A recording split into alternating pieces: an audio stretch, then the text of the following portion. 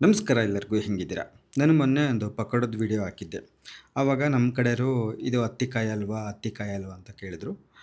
ಹೆಚ್ಚು ಕಡಿಮೆ ಹತ್ತಿಕಾಯಿ ಬಜ್ಜಿನೂ ಹಿಂಗೆ ಮಾಡೋದು. ಆದರೆ ಕೆಲವೊಂದು ಹಂತಗಳು ಒಂಚೂರು ಹತ್ತಿತ್ತಾಗ್ತವೆ ಬಿಟ್ಟರೆ ಎಲ್ಲನೂ ಒಂದೇ ಥರನೇ. ರುಚಿ ಮಾತ್ರ ಭಾಳ ಚೆನ್ನಾಗಿರುತ್ತೆ. ಈ ದುರ್ಗ ದಾವಣಗೆರೆ ಕಡೆ ಹತ್ತಿಕಾಯಿ ಬಜ್ಜಿ ಅನ್ನೋದು ಭಾಳ ಹೆಸರುವಾಸಿ. ಸಂತೆಗಳಿಗೆಲ್ಲ ಮಾಡ್ತಾರೆ. ಭಾಳ ಚೆನ್ನಾಗಿರುತ್ತೆ. ನಾವೆಲ್ಲ ಭಾಳ ತಿಂತಿದ್ವಿ. ನೀವು ಒಂದ್ಸತಿ ಇದನ್ನ ಮಾಡ್ಕೊಂಡು ತಿಂದು ನೋಡ್ರಿ ನೀವೇ ಹೇಳ್ತೀರಾ. ಇದನ್ನ ಬೇಕಾದ್ರೆ ಪ ಪಕೋಡ ಅಂತಾನೇ ಕರೀತಾರೆ ತುಂಬ ಜನ. ಆದ್ರೆ ನಮ್ಮ ಕಡೆ ಇದನ್ನ ಹತ್ತಿಕಾಯಿ ಅಂತ ಕರೀತಾರೆ. ಬರೀ ಇದನ್ನ ಹೆಂಗೆ ಮಾಡೋದು ಅಂತೇಳಿ ನೋಡೋಣ. ಇವಾಗ ನಾನಿಲ್ಲಿ ಒಂದು 4 ಈರುಳ್ಳಿ ತಗೊಂಡಿದ್ದೆ ಸಣ್ಣವು. ಇವನ್ನ ಉದ್ದುದ್ದಕ್ಕೆ ಹೆಚ್ಚಂಗಿಲ್ಲ. ಹಂಗೆ ಅಡ್ಡಡ್ಡಿ ಹೆಚ್ಚಬೇಕು. ಒಂಚೂರು ದೊಡ್ಡ ದೊಡ್ಡಕ್ಕೆ ಇರ್ಬೇಕು ಈರುಳ್ಳಿ. ತೀರಾ ಸಣ್ಣಗೆ ಹೆಚ್ಕೋಬಾರ್ದು. ಆ ಈರುಳ್ಳಿ ಮೇಲೆ ದಿಂಡಿನಂಥದ್ದು ಇರುತ್ತೆ ನೋಡ್ರಿ. ಅದನ್ನ ತೆಗೆದ್ರಿ ಅಂತಂದ್ರೆ ಇವೇನು ಭಾಳ ಸುಲಭವಾಗಿ ಬಗೆ ಬಗೆ ಆಗ್ತವೆ. ಆ ಥರ ಮಾಡ್ಕೊಂಬಿಟ್ಟು ಹೆಚ್ಕೋಬೇಕಾಗುತ್ತೆ. ಅದ್ರ ಜೊತೆಗೇನೆ ಎಣ್ಣೆ ಕಾಯಕ್ಕಿಡ್ರಿ.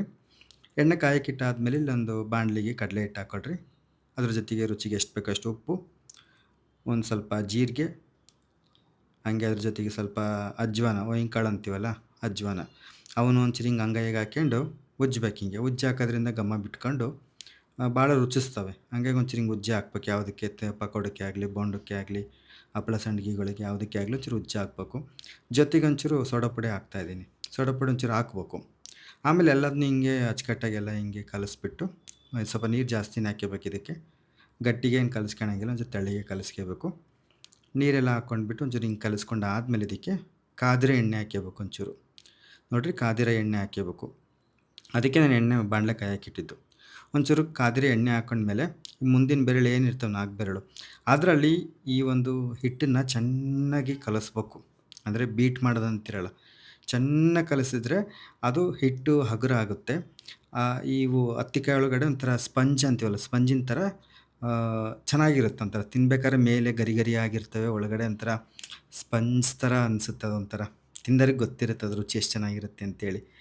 ಆ ಥರ ಬರಬೇಕು ಅಂತಂದರೆ ನೀವು ಚೆನ್ನಾಗಿ ಇದನ್ನು ಕಲಿಸ್ಬೇಕು, ಬೀಟ್ ಮಾಡಬೇಕು.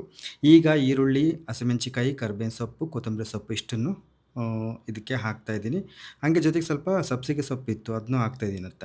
ಸಬ್ಬಸಿಗೆ ಸೊಪ್ಪು ಹಾಕೋದ್ರಿಂದ ಭಾಳ ಅಂದ್ರೆ ಭಾಳ ರುಚಿಸ್ತವೆ ಇವು. ಹಂಗಾಗಿ ಇದ್ರೆ ಒಂಚೂರು ಹಾಕ್ರಿ.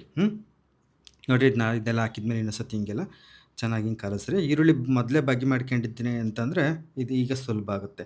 ಎಣ್ಣೆ ಕಾದ್ಮೇಲೆ ಹಿಂಗೆ ಯಾವ ಆಕಾರಕ್ಕೆ ಬೇಕು ಆ ಆಕಾರಕ್ಕೆ ಎಳೆಬಿಟ್ವಿ ಅಂತಂದರೆ ಹಾಗೆ ಹೋದ್ವು. ನಿಮಗೆ ಬೇಕಂದರೆ ಒಂದೊಂದೇ ಹಾಕ್ಕೋಬೋದು. ಇಲ್ಲ ಅಂತಂದರೆ ಉಂಡೆಗೆ ಒಂದೇ ಸತಿ ಈ ಕೈಯಾಗೆ ಹಿಂಗೆ ಒಂದು ತಗೊಂಬಿಟ್ಟು ನಾನು ಹೆಂಗೆ ತೋರಿಸಿದ್ದು ಹಿಂಗೆ ಉದುರಿಸಿದ್ವಿ ಅಂತಂದರೆ ಅವು ಚೆನ್ನಾಗಿರ್ತವೆ. ನಿಮಗೊಂಚೂರು ರೂಢಿ ಇತ್ತು ಅಂತಂದ್ರೆ ಹಂಗೆ ಮಾಡ್ಕೊಳ್ರಿ. ಇಲ್ಲ ಅಂತಂದರೆ ಒಂದೊಂದೇ ಹಿಂಗೆ ಎಣ್ಣೆಗೆ ಬಿಡಿರಿ. ನೋಡಿರಿ ಇಷ್ಟಾದಮೇಲೆ ಎಣ್ಣೆಗೆ ಹಾಕ್ತಿದ್ದಂಗೆಲ್ಲ ನಾವು ಜಾಲರದಲ್ಲಿ ಅದನ್ನೆಲ್ಲ ತಿರುವಿ ಹಾಕಬಾರ್ದು. ಒಂದು ನಿಮಿಷನಾರು ಬಿಡಬೇಕು.